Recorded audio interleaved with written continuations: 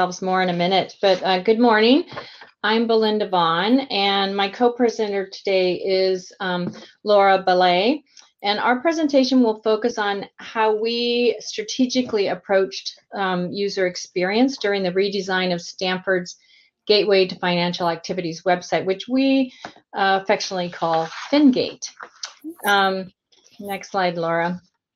So the Fingate website is heavily used by university staff and other affiliates. Could you go to the next slide, Laura? Oh, yeah, it's there. It should be anyway. Oh, I don't see it. I'm seeing the first slide still. Oh, On my end, it's showing. Oh, no. Is anyone able to comment in chat if you're able to see the second slide?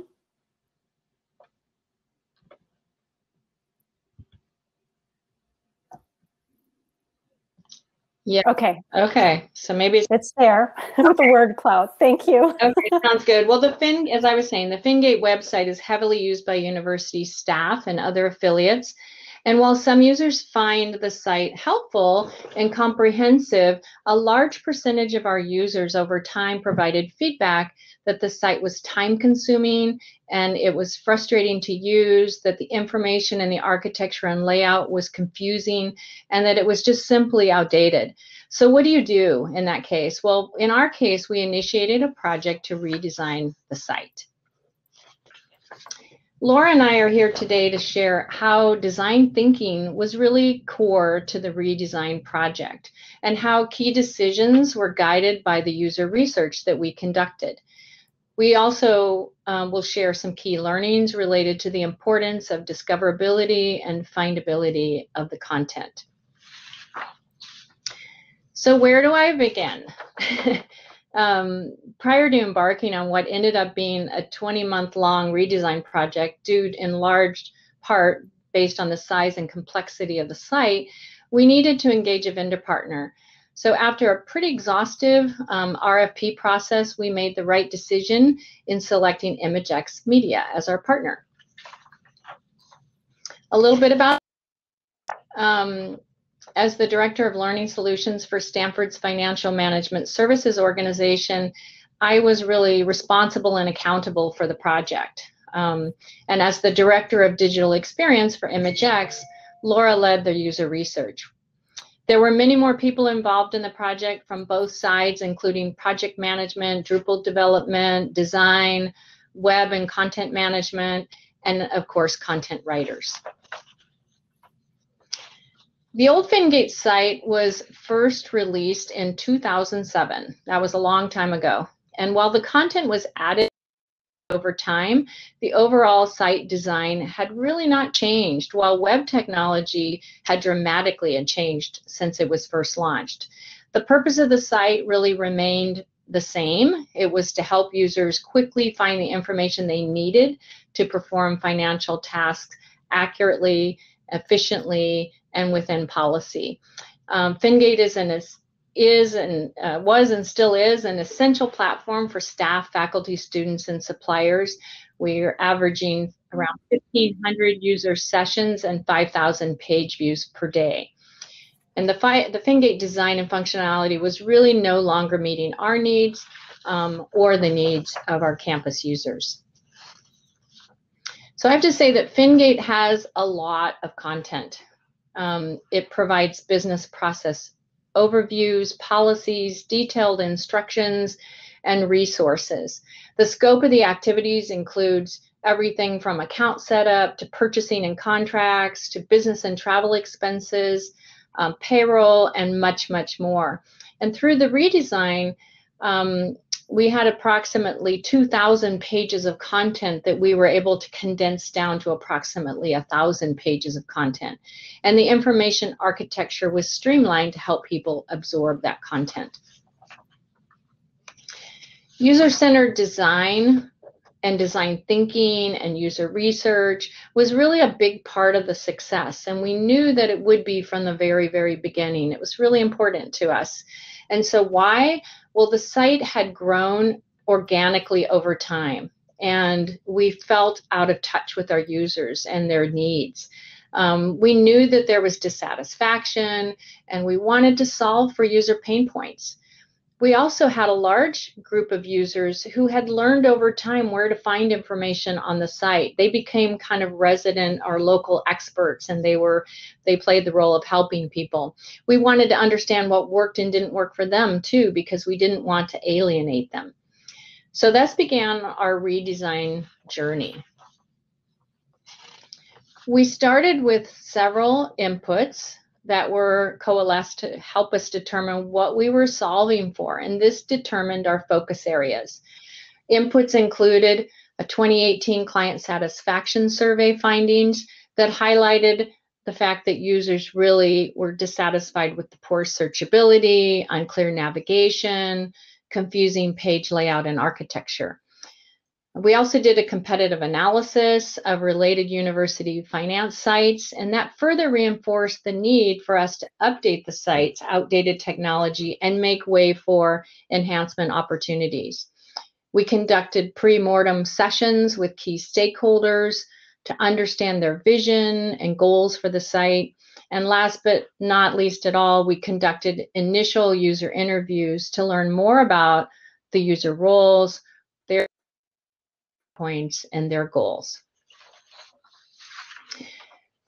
So on this slide, we have some quotes that represent common themes we heard during these initial interviews. Users voiced their challenges with having to drill to get to the information they needed, feeling like they were throwing staff into a bullpen when recommending Fingate. That one really hurt when we heard that. They wanted search to work better for them. They wanted to be more like a Google search, and they're getting frustrated with the overall content organization of the site. All of these inputs led us to defining the project user experience goals of improving findability of content, both through navigation and search, supporting user productivity improvements, and being mobile friendly. The project goals were directly relevant to defining the research strategy. And with that as background, I'm going to hand it over to Laura. Again, she's the Director of Digital Experience with ImageX, and she'll talk about research methods, design principles, and key takeaways from the project. Great. Thank you so much, Belinda. Nice to meet everyone here. So I'm going to quickly walk you through a little bit of a high level of research methods just to orient you in the world of user research, and then explain a little bit about our thinking and process as the project evolved. So the first thing I want to note about user research methods is there are a lot of them.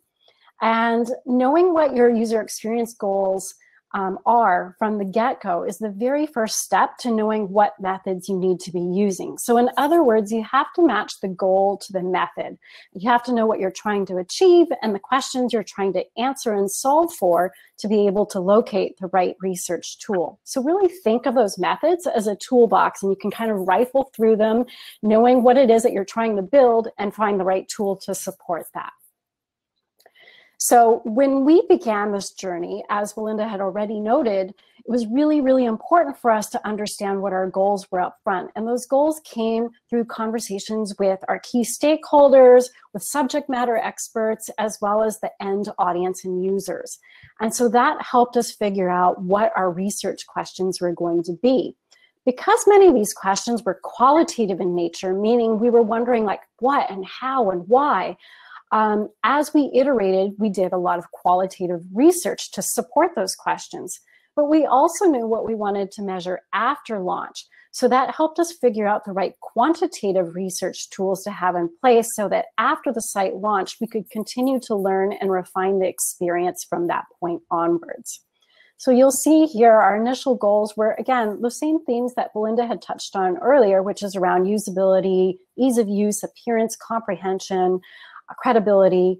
And then our research questions, we were learning more about people's pain points and how they were moving through the site and how they were thinking of these really big concepts, big meaty concepts, and learning how we could better support them through the site and making it easy for them to use and comprehend.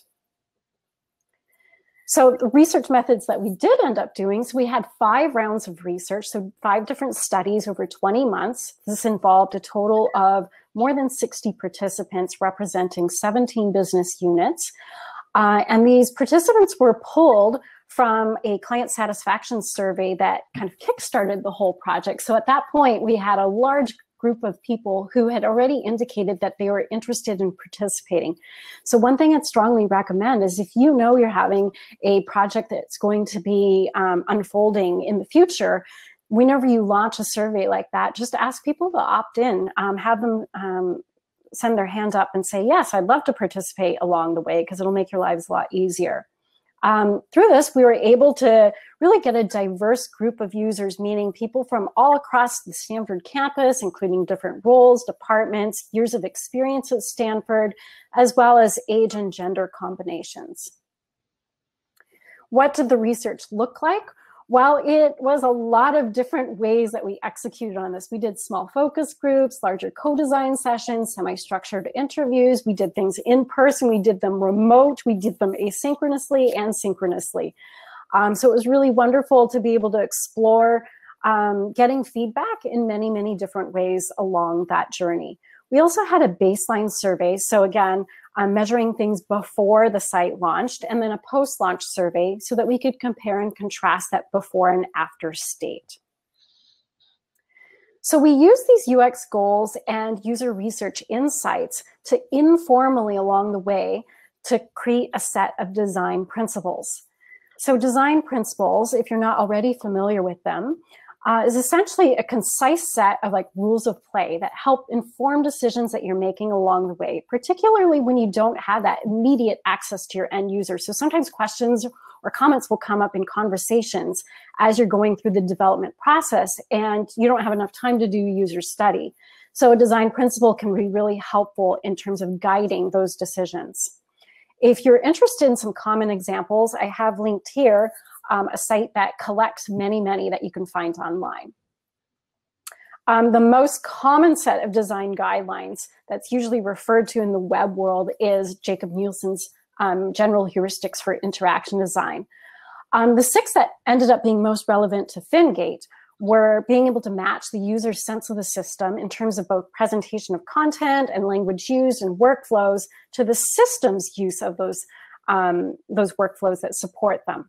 Also, ensuring consistency throughout, of course, is really important, and not forcing people to have to remember how to use the system to be able to locate a task or locate those workflows.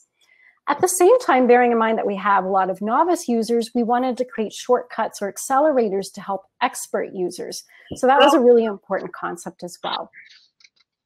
Also, just understanding what the audience in general considers to be aesthetically pleasing, because we knew we wanted to update the look and feel of the site, but we didn't want it to get in the way of any of those efficient workflows. And then lastly, building in help and support throughout the system. So if anyone came across a roadblock, they were able to locate what that next step was in terms of resolving their question or workflow that they were researching. So the design principles that we extracted from our research was really understanding more about those different types of campus users and how we could support their differing and diverse needs, tasks, and goals. So while some of them had been at Stanford for many, many years, other people we were assuming had started their role earlier, say like this week. So we needed to design for that full spectrum of users. As you can imagine, campus users were also accessing Fingate in many different ways. So again, diversity. And they were wanting to digest content in different ways. So some were there for a few seconds every once in a while. So it was very fleeting, quick interactions, while others were spending a lot of time in the system and might want to be spending even more time getting familiar with the content and getting familiar and better at their roles. And then lastly, there were people who might want to be balancing those quick seasonal transactions, but also at the same time learning about more complex financial concepts. And so over time, exposing them to incremental learning or incremental concepts would be really important to help them evolve in their role and evolve with their knowledge with Fingate and other financial information. So key takeaways. We wanted to share some principles that we thought would be useful to many others in the audience as well. So things that you could extract from our research that might help you in your own projects. So the first one is context really matters, meaning knowing what is surrounding the user in their day-to-day can really help shape the nature of your own design strategy. So in our project, we knew very, very early on, we learned from users about how different their typical day is like. So across different roles, we learned that there were generalists and there were specialists. And generalists, for example, were relying on Fingate to get really quick access to specific links and tidbits of information. So what this looked like in practice is we built in some of those accelerators, so common access points to the financial systems that they were using. We also created a spot that would allow them to quickly find content that they previously located.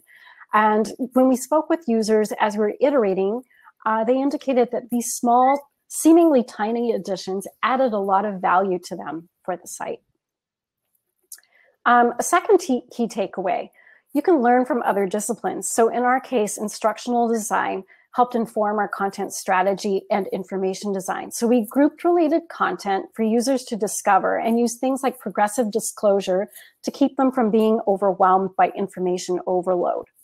What this looked like in practice is we built in ways for passive learning experiences. So we had contextual learning. So this content related to this page was one way that we tried to surface information that might be relevant and contextual to the search or the discovery that they've conducted.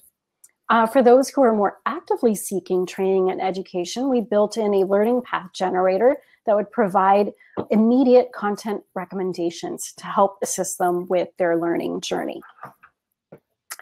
Our third takeaway is that mental models matter. A mental model is just how someone thinks of something. So as we touched on earlier, a top priority for us was really listening and learning from campus users. And that meant we had to really, really listen to and absorb how they were describing concepts and have the system language reflect theirs. So our labels and navigation were subjected to a few rounds of validation and testing along the way. So here I've shown two examples of card sorting exercises, and these were very analog in nature. We just used tiny slips of paper, and we did this so we could develop our navigational menu, which looked like this in the end. But those slips of paper helped us build this later on. And at the end, when we were testing this in the final round, the vast majority of our participants confirmed that the menu names made sense to them, which was very, very reassuring to us because that was absolutely our goal.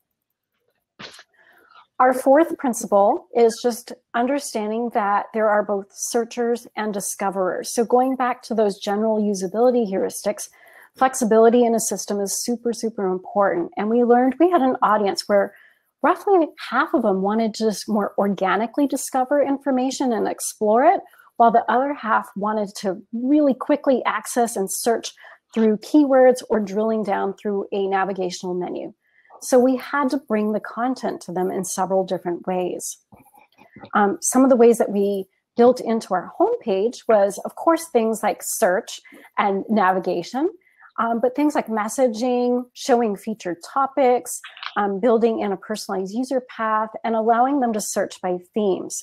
So this allowed people to find content in a variety of different ways, by different themes and by different topics and different ways of accessing it.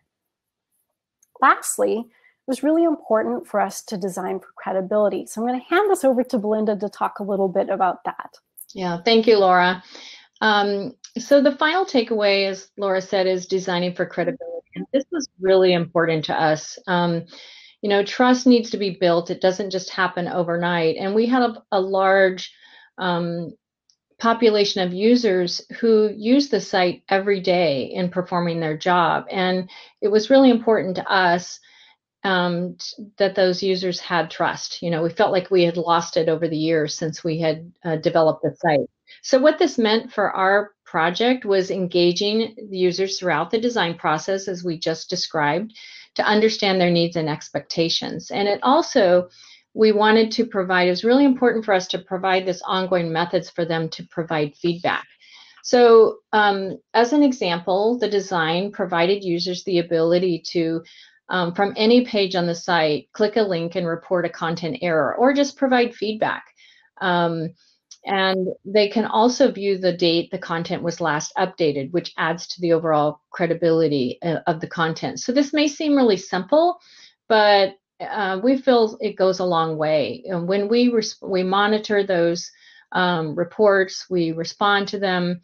Like I said, they could either be feedback around new content, or fixing or resolving some issue with content. And when we respond back to people, they're just thrilled. They feel like they're part of the process. And so that's been very important to the project. And I feel good about it. I'll go respond to some of these because it's great. People are surprised that you're listening.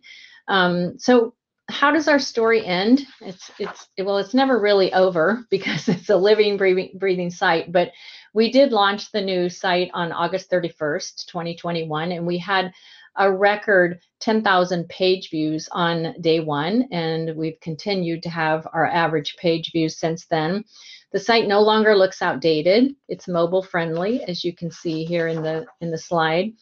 And during final interviews, users shared how much they liked the new site. They acknowledged the improvements. They're sharing their appreciation for us listening to them and addressing their feedback.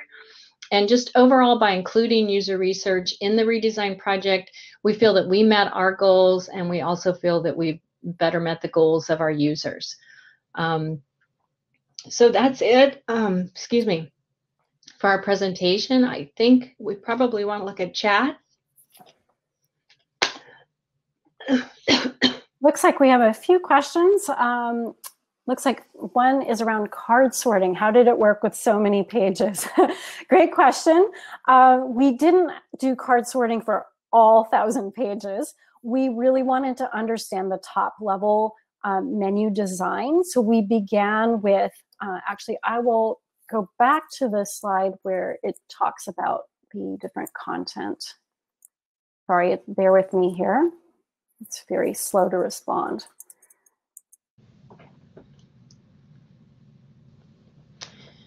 So here, we started with these first two levels with the activity and subject areas. So that's where we primarily concentrated our card sorting on. Belinda, did you have anything you wanted to add about that? Yeah, you know, we had, on the old site, we had about 7 different categories. And, you know, the feedback that we got from users is they just didn't really make sense as they navigated through the site. The labels, the way the content was organized didn't make sense. So the card sorting was really important to us to really validate what we were thinking in terms of the new system architecture. So Laura led the session, which I highly recommend having a third party, to somebody who's not as vested in your site, kind of lead the user activities. We were very involved in looking at the output. But, you know, it was good to kind of take a back seat to that, if you will. I think our users felt much more open and eager to provide feedback. They didn't want to hurt our feelings in the process.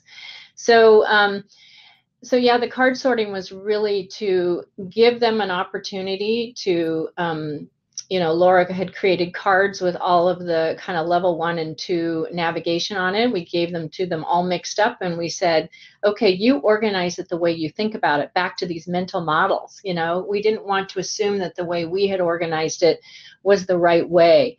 And so through these card sorting activities, it really validated, it helped us refine, it helped us validate what we were thinking about in terms of how we organize this into these primary activities and topics, as you saw in the menu that Laura displayed. Yeah, thank you for that, Belinda. Looks like we had another question around sharing the RFP for this project. So it says, would you be able to share your RFP for the project? My institution's going through a redesign. It'd be helpful to see how you approached seeking a vendor. So Belinda, I will hand that one over to you. Yeah, I'd be happy to go back and look at it and make sure that there wasn't anything proprietary in it. As I said, it was a pretty robust RFP process. We actually solicited input from 17 different vendors, and we got responses back from 12, which was still a lot. And so we had to cull through all of that, and then kind of led us down a path to selecting 3 candidates, and then inviting them in for presentations and follow-up. So may sound like a lot of work, but it was important to us. It was also important for us our vendor partner to really know upfront that we wanted to do user studies, and that needed to be part of the project, and we wanted to plan it in. Like I said, we had designed the site back in 2007. We did a lot of user research in the design, but it had grown and just evolved over time. So we wanted to go back to that process. So I'd be happy to, if you can somehow send your email address in the chat. I'll go look at the RFP and see if it's okay to share. Yeah, and I just noted in the chat, I saw that there were a couple of comments around providing the links. So we will be sharing the deck afterwards, so please look for it there. But if you want me to just directly share it with you, feel free to drop me a line. And if you have questions for me or Belinda, you're welcome to do it that way as well. Looks like we had one other question around final interviews. It said, did we conduct final interviews immediately after the launch, or did we wait some time before conducting interviews again? So I'll take a first stab at this and then hand it over to Belinda about sort of the ongoing measurements. We did interviews throughout the project. So those 5 rounds of user testing sessions, all to a certain degree involved some amount of interviews. So some were more usability testing. So it wasn't interviews per se. We asked people to do tasks and watch them do them, where others were more semi-structured interviews. But it was an iterative user research process throughout. The last set of user testing we did was pre-launch, like right up the tail end of the development cycle. We did one last round, and then we did a post-launch survey. Mm-hmm. Belinda, maybe I'll hand it over to you to kind of expand upon what those interviews look like and any plans going forward for continuing to stay in touch with users.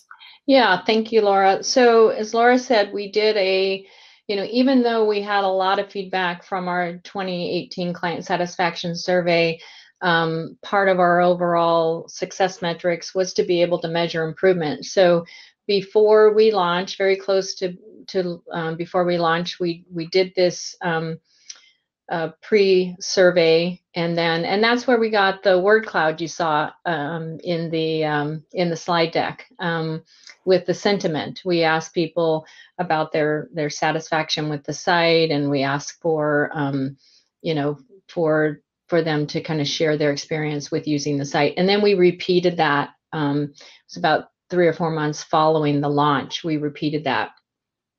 And so that was a good gauge point. We have a number of forums across campus. So we went out and post-launch presented to forums.